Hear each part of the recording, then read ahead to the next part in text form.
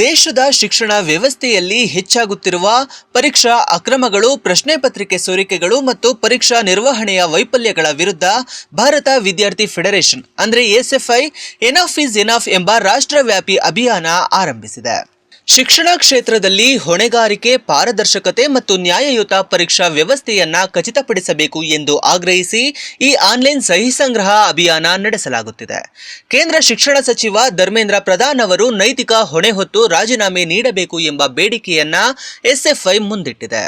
ಈ ಅಭಿಯಾನಕ್ಕೆ ದೇಶದಾದ್ಯಂತ ಉತ್ತಮ ಸ್ಪಂದನೆ ವ್ಯಕ್ತವಾಗಿದ್ದು, ಈಗಾಗಲೇ 50,000ಕ್ಕೂ ಹೆಚ್ಚು ಜನರು ಆನ್ಲೈನ್ ಮನವಿಗೆ ಸಹಿ ಹಾಕುವ ಮೂಲಕ ತಮ್ಮ ಬೆಂಬಲವನ್ನ ಸೂಚಿಸಿದ್ದಾರೆ ಎಂದು ಎಸ್ಎಫ್ಐ ರಾಜ್ಯ ಕಾರ್ಯದರ್ಶಿ ವಿಜಯ್ ತಿಳಿಸಿದ್ದಾರೆ. ಇವತ್ತು ಎಸ್ಎಫ್ಐ ವಿದ್ಯಾರ್ಥಿ ಸಂಘಟನೆ ಸ್ಟೂಡೆಂಟ್ ಫೆಡರೇಷನ್ ಆಫ್ ಇಂಡಿಯಾ ರಾಷ್ಟ್ರವ್ಯಾಪ್ತಿ ಸಿಗ್ನೇಚರ್ ಕ್ಯಾಂಪೇನ್ ಅನ್ನ ಮಾಡ್ತಾ ಇದ್ದೀವಿ.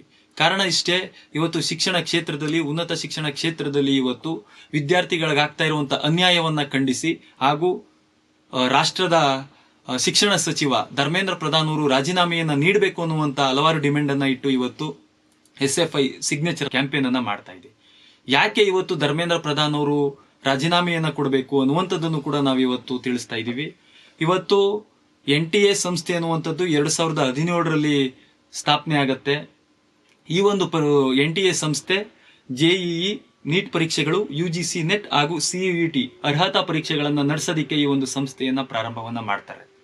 2017ರಲ್ಲಿ ಪ್ರಾರಂಭವಾದಂತ ಈ ಒಂದು ಸಂಸ್ಥೆ 2026 ತಲುಪುವಷ್ಟರಲ್ಲಿ ಅಂದ್ರೆ ಸುಮಾರು 9 ವರ್ಷಗಳಲ್ಲಿ ಇವತ್ತು ಈ ದೇಶದ ಒಂದು ಅಸಮರ್ಥತೆ ಸಂಸ್ಥೆಯಾಗಿ ಹೊರಹೊಮ್ಮಿದೆ.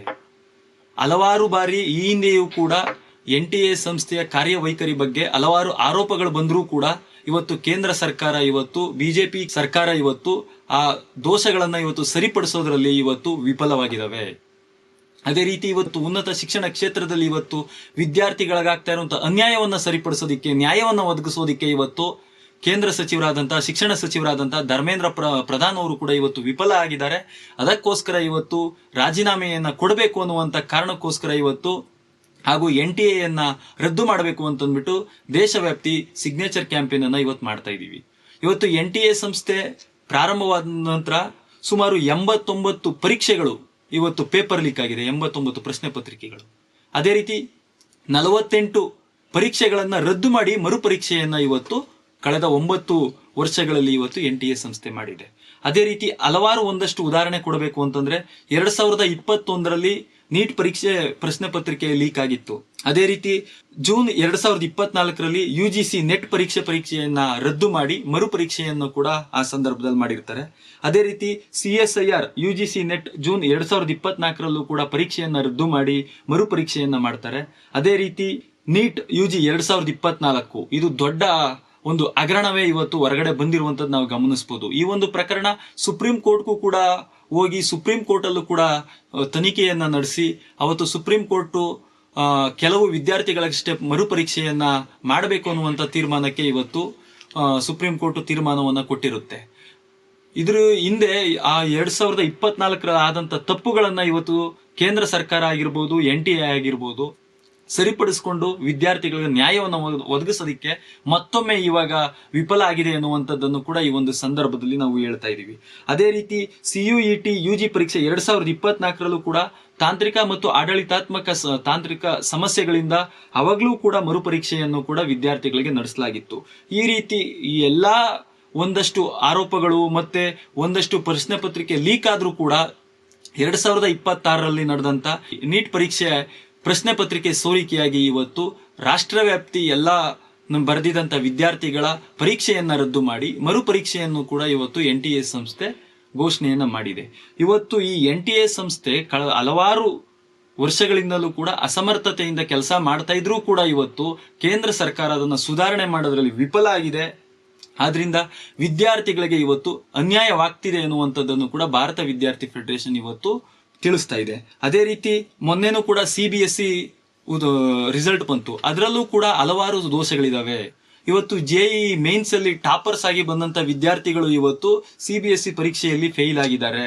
ಅದೇ ರೀತಿ ಪಾಸಿಂಗ್ ಪರ್ಸೆಂಟೇಜ್ ರೇಟು ಕೂಡ ಇವತ್ತು ಕುಸಿದಿದೆ. ಮತ್ತೆ ಇದಕ್ಕೆ ಕಾರಣ ಏನು ಅಂತಂದ್ರೆ ಡಿಜಿಟಲ್ ಮೌಲ್ಯಮಾಪನ, ಆನ್ ಸ್ಕ್ರೀನ್ ಮಾನಿಟರಿಂಗ್ ಅನ್ನುವಂತ ಒಂದು ಮೌಲ್ಯಮಾಪನವನ್ನ ಅಳವಡಿಸ್ಕೊಂಡಿದ್ದಕ್ಕೆ ಇವತ್ತು CBSE ಪರೀಕ್ಷೆ 12ನೇ ತರಗತಿ ವಿದ್ಯಾರ್ಥಿಗಳು ಕೂಡ ಇವತ್ತು ದೊಡ್ಡ ಮಟ್ಟದಲ್ಲಿ ಆತಂಕಕ್ಕೊಳಗಾಗಿದ್ದಾರೆ. ಅವರ ಜೀವನವನ್ನ ರೂಪಿಸ್ಕೊಳ್ಳೋದಿಕ್ಕೆ ಇವತ್ತು ಅಂಕಗಳು ಬಹುಮುಖ್ಯವಾಗಿವೆ.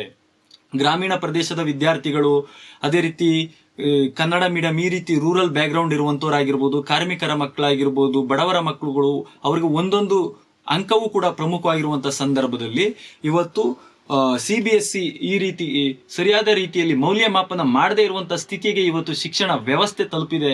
ಆದ್ರಿಂದ ಈ ಎಲ್ಲಾ ಕಾರಣಗಳಿಂದ ಇವತ್ತು SFI ರಾಷ್ಟ್ರವ್ಯಾಪ್ತಿ ಸಿಗ್ನೇಚರ್ ಕ್ಯಾಂಪೇನ್ ಅನ್ನ ಮಾಡ್ತಾ ಇದ್ದೀವಿ.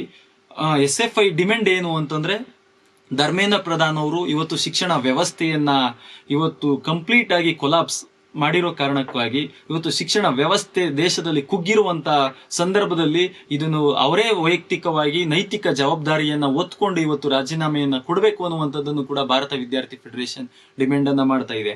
ಅದೇ ರೀತಿ NTA ಒಂದು ಸಂಸ್ಥೆ ಏನಿದೆ, ಈ NTA ಸಂಸ್ಥೆ ಒಂದು ಗುತ್ತಿಗೆ ಆಧಾರದ ಮೇಲೆ ಕೆಲಸಗಾರರನ್ನ ನೇಮಕಾತಿಯನ್ನ ಮಾಡ್ಕೊಳ್ಳುತ್ತೆ, ಮತ್ತೆ ಅವರಿಗೆ ಸರಿಯಾದ ರೀತಿಯಲ್ಲಿ ತರಬೇತಿಗಳನ್ನು ಕೂಡ ನೀಡುತ್ತಾ ಇಲ್ಲ ಅನ್ನುವಂಥದ್ದು.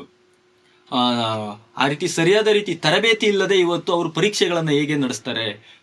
ಅವರು ಕೂಡ ಇವತ್ತು ಪ್ರಶ್ನೆ ಪತ್ರಿಕೆ ಸೋರಿಕೆ ಆಗೋದಿಕ್ಕೆ ಇವತ್ತು NTA ಸಂಸ್ಥೆಯಲ್ಲಿ ಕೆಲಸ ಮಾಡ್ತಾ ಇರುವಂತ ಅವರು ಕೂಡ ಇದರಲ್ಲಿ ಪಾಲುದಾರರಿದ್ದಾರೆ. ಆದ್ರಿಂದ ಇವತ್ತು NTA ಸಂಸ್ಥೆಯನ್ನ ಇವತ್ತು ರದ್ದುಪಡಿಸಬೇಕು ಅನ್ನುವಂಥದ್ದನ್ನು ಕೂಡ ಇವತ್ತು ಭಾರತ ವಿದ್ಯಾರ್ಥಿ ಫೆಡರೇಷನ್ ಒತ್ತಾಯ ಮಾಡ್ತಾ ಇದೆ. ಅದೇ ರೀತಿ CBSE OSM ಮೌಲ್ಯಮಾಪನವನ್ನು ಕೂಡ ರದ್ದು ಮಾಡಬೇಕು ಅನ್ನುವಂಥ ಡಿಮ್ಯಾಂಡ್ ಅನ್ನು ಕೂಡ ಇವತ್ತು ಇಟ್ಟಿದೆ. ಅದೇ ರೀತಿ ನೀಟ್ ಹಗರಣ 2026 ಏನಾಗಿದೆ, ಇದು ಸ್ವತಂತ್ರವಾಗಿ ನ್ಯಾಯಾಂಗ ತನಿಖೆ ಆಗ್ಬೇಕು. ಮತ್ತೆ ಯಾರ್ಯಾರು ಇದರಲ್ಲಿ ಅಪರಾಧಿಗಳಿದ್ದಾರೆ ಅವ್ರಿಗೆಲ್ಲರಿಗೂ ಕೂಡ ಶಿಕ್ಷೆ ಆಗ್ಬೇಕು. BJP ನಾಯಕರಿದ್ರು ಕೂಡ ಅವ್ರಿಗೂ ಕೂಡ ಶಿಕ್ಷೆ ಆಗ್ಬೇಕು ಅನ್ನುವಂಥದ್ದು ಕೂಡ ಈ ಒಂದು ಸಂದರ್ಭದಲ್ಲಿ SFI ಡಿಮ್ಯಾಂಡ್ ಅನ್ನ ಇಡ್ತಾ ಇದೆ.